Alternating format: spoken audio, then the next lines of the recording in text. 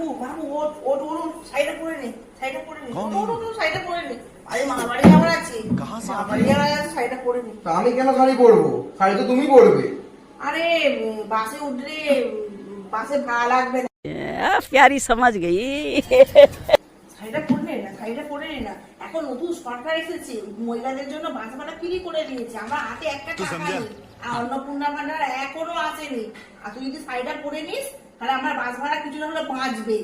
कौन है ये लोग? कहां से आते हैं?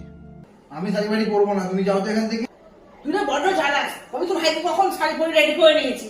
কোথায় আমাকে শাড়ি পরে রেডি করে নিয়েছো? ওখানে আছে দেখ।